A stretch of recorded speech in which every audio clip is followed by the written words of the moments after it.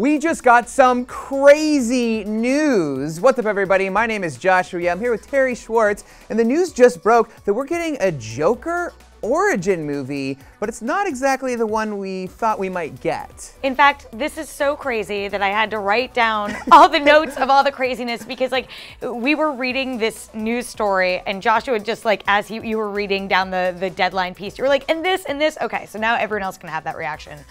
This Joker origin movie is being written and directed by The Hangover's Todd Phillips, also Road Trip and Old School, so you think you get the tone, but is also being co-written by Scott Silver, who wrote 8 Mile, is being produced by Martin Scorsese, reportedly. What?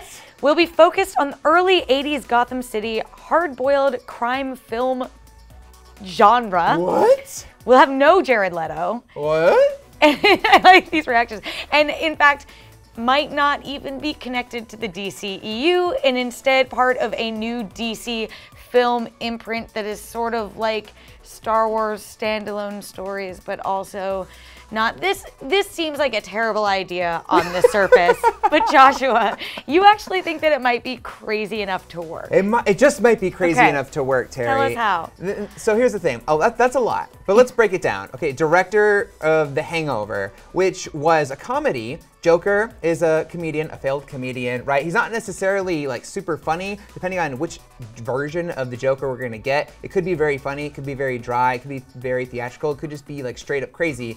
But I think in The Hangover, there's a lot of humor. A lot of it made you very uncomfortable. Yeah, but it's like also, aggressive humor. Yes, like really like raunchy humor. And so I feel like if you're gonna do the Joker, and make it different from like everything in the DCU, maybe that's the direction to go, of like this really uncomfortable, like in-your-face humor, and he wants to be that guy. Maybe the story is that everyone around him is super funny, and he's not. It drives him crazy. Well, you have that mixed with this like very serious, like 80s, almost like noirish crime story, I guess, that Martin Scorsese is known for. But that goes for Silver, who wrote 8 Mile, which totally Lose goes. yourself.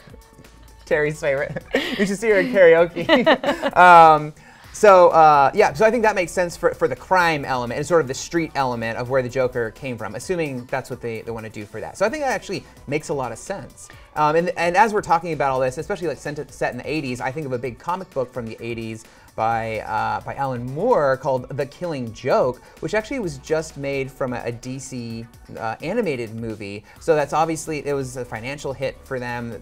People love that story. It's regarded as one of the best Joker and Batman stories ever written. So they're probably thinking, how do we turn that into a movie? As he says in the comic book, he says, if I'm gonna have an origin, I'd prefer it to be multiple choice. And so the origin that we do get, we're sort of left wondering how much of it was actually true. Well, I think that's sort of the biggest concern, at least in the initial reaction that I've seen fans have to this news, is the Joker is so much more interesting when he doesn't have an origin. We saw that in Christopher Nolan's The Dark Knight. Yeah. But I think what's interesting about the whole starting from scratch approach, or at least like taking a different Joker's story here, is that a lot of people didn't like Jared Leto's Joker or that approach to it.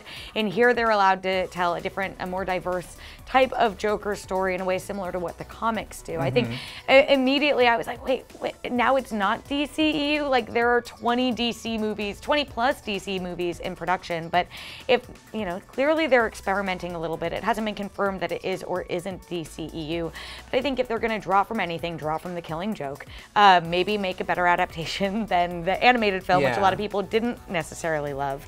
What I said, the joke I made when we weren't sure if it was going to be a part of the DCEU or not, I was thinking it's just gonna be 2 hours of Jared Leto getting tattoos. And he's like, ah! And maybe that's a good reason why they didn't go that route. No, I think, at first I was very skeptical, and this is like a gut reaction. Anyway, we don't know a lot about it, but this idea of DC potentially playing around with the idea of standalone films and telling sort of like almost vignette, sort of a standalone, different types of movies is interesting, because it sounds like that's sort of the approach that they want to take anyway.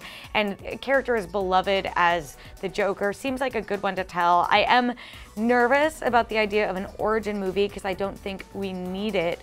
But this mix, as you were saying, like sort of Todd Phillips brand of humor that, you know, did resonate really well with clearly Martin Scorsese is a very established and prestigious That's another creator. thing. If you're gonna make a Joker sort of crime movie set in an earlier era, Martin Scorsese, he's the best at that in Hollywood. The fact that they're tapping him, we don't know exactly what his involvement will be, but just the fact that he might have a creative influence on this movie gives it so much prestige and so much like box office power, and could lend credibility to a character that the DCEU didn't quite nail. And I'll also say this, a lot of people know The Killing Joke to be the origin. It's like how Barbara Gordon like wound up in a wheelchair and became Oracle and everything. That was not originally in main DC continuity. It was just so beloved that they then folded it into continuity later. So this line of movies, this new banner of movies that's going to let them do one-off anthology DC movies, The Killing Joke could be the first one. And I keep saying The Killing Joke, they haven't said this. This is just me when I'm assuming. Theorizing. This is why you think it's crazy enough to work. Yeah, right. So,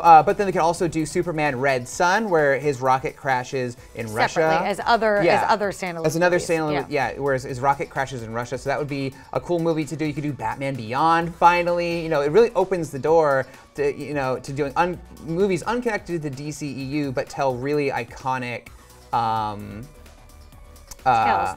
stories from DC's lore and from their library that don't necessarily fit in everything that's going on in the DCEU. So this gets 2 Joshua thumbs up stamps of approval? You're into it? I'm more like this, where I'm not really sure if it could work or not. But because I don't really think a Joker origin movie is a great idea, but if you were going to do it, it sounds like the formula they have here sounds pretty good. There's a Especially lot. Martin Scorsese. That's really what I was like, what? Like, I don't, what are you doing? So yeah, any last thoughts? No, I think that's about it. I am intrigued to see which direction Todd Phillips goes. If it's very much his comedic style, or if he's trying something new here by working with Scott Silver and Martin Scorsese. I think there's no way his story will not be funny. But I do think the fact that, you know, it's focused. It again has this quote of the hard-boiled crime film focus set in the '80s Gotham City is certainly a different type of Joker movie than I guess we've seen since the first Tim Burton Batman movie, which was technically '80s, but I don't think what they're going for. Yeah, that was modern at the time. Yeah. So those are our thoughts on this crazy news. For more DC film stuff, check out my interview with Jeff Johns at Comic-Con, and make sure to like, follow, and subscribe wherever you like to watch IGN.